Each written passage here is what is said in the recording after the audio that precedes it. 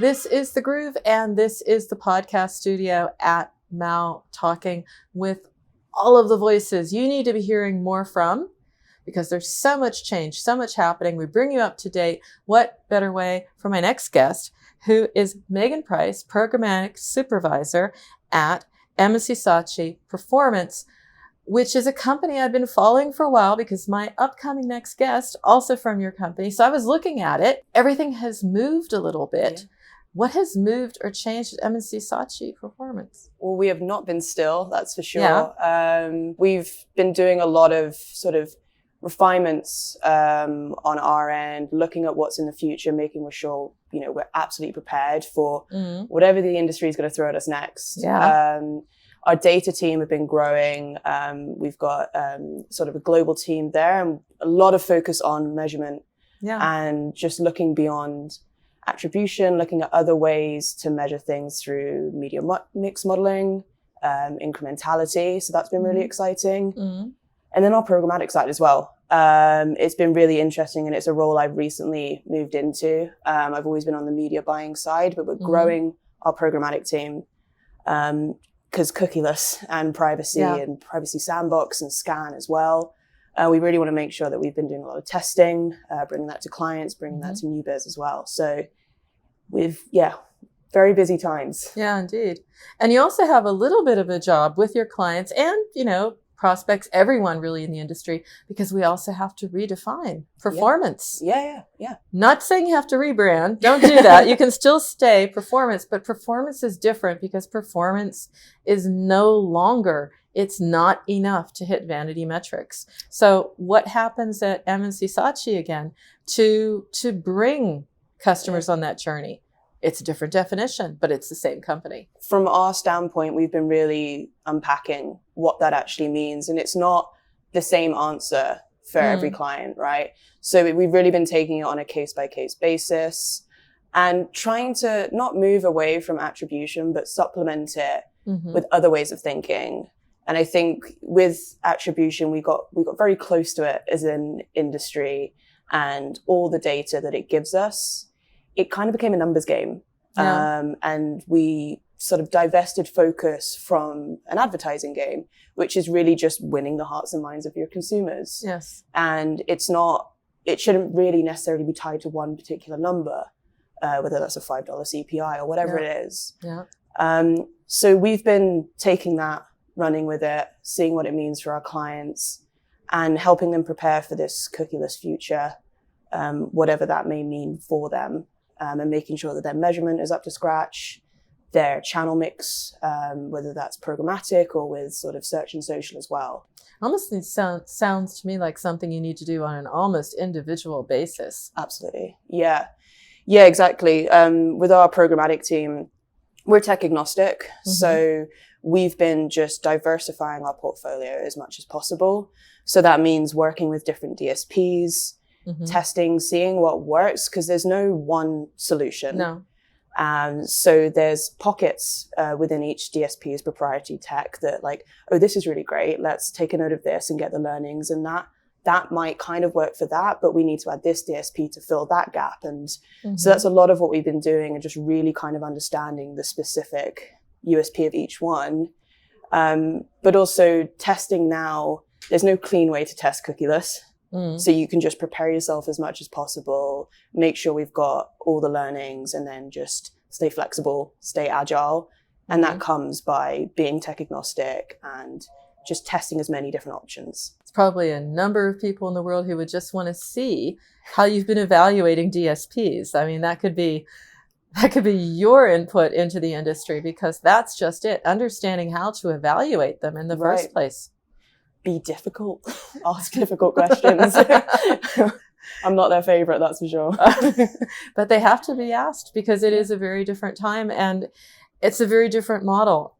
In the mix that you have, I can't ask you, because again, it's individual. It will depend on the client, on their objectives, on 1,000 things. But what are you finding is the most interesting dynamic or change in that mix? I know it's sort of all of the above, right, but it's the percentages of all of the above that I think are really the interesting story.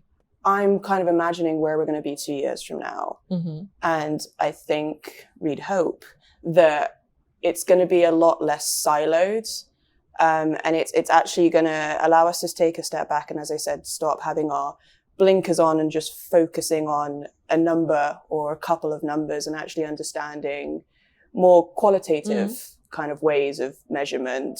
Quantitative is always important, but just not being focused on one thing. Yeah. And looking at your channel mix as collaborative rather than competitive. Mm-hmm. So not pitting, let's say, search against Facebook or programmatic against a direct publisher. Yeah. And understanding how they work together. And that's done through working really closely with our data team. So again, looking at media mix, modeling and all of that. Mm-hmm. So I'm hoping that's where we all sort of go. What about the mindset? It's interesting. I speak to so many marketers, and it's what you hear over the years, and you almost want to like play it back to them. Right? You really do, especially in gaming. You really want to play it back to them, because I'm talking to them. They're like, we're thinking that we have to look at the real value of what we just acquired. We thought, we really crushed it. We acquired this audience or this segment, and it was a steal. And then later on, not so far down the road, it turns out to be, it's actually very much the opposite. At the very, very least, it's just average. That's the thing. It's like, as we started this chat, we're not standing still, and neither does the industry. And, if it was all done right the first time, we wouldn't be on Scan 5.0. We would have stayed at 1. Yeah. So it's making sure you're able to have as many levers as possible to help you move with it and understand it. And your valuable audience now is probably going to be different from your valuable audience a year from now, because the point is to expand and find new people. Or what you were looking for is value. I mean, we could go into a very interesting discussion. I don't want to go that deeply, but I do want to understand it's all about value, but let's unpack that just a little bit more. Yeah. A valuable user, a valuable customer, a valuable player. Again, it will always depend on what you're looking for. If you want someone to be a frequent user, then you're going to look at frequency of use. That will be how you measure it. But still, anything that you're seeing emerge out of the evolution of your company, the evolution of working with customers, that tells us this is at least the range of how we're evaluating value. I think it's really collaborating with your client. Mm-hmm. We can hypothesize, and through that, we can take that hypothesis and refine it until we get there ourselves.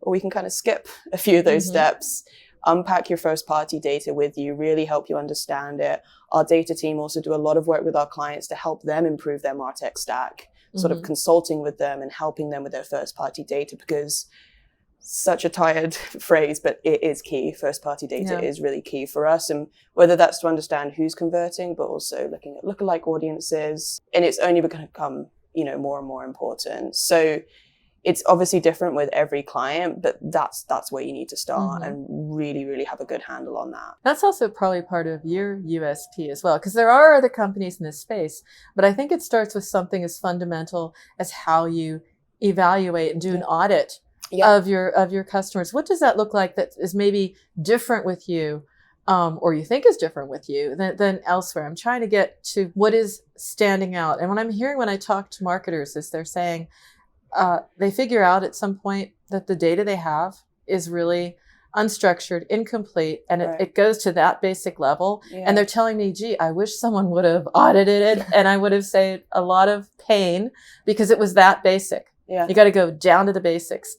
What do you do? Do you go that far? Do you do those audits? I want to understand how you work with your customer, I guess, is what the question is. It's the brilliance of our data team. They've been doing so much work, sort of looking back and looking at their data, and the programmatic team as well. We really unpick it, and because a lot of it depends on perspectives. Like first party data for one particular aspect looks very different from what would be valuable for programmatic, for example. Right. So we want to make sure that we're not just, it's quality over quantity, right? Mm-hmm. And we're putting the right signals into our platforms that gives us the intended result, rather than just putting everything in and hoping for the best, because that just generates noise. Yeah. And then with our data team, it's again, just questioning.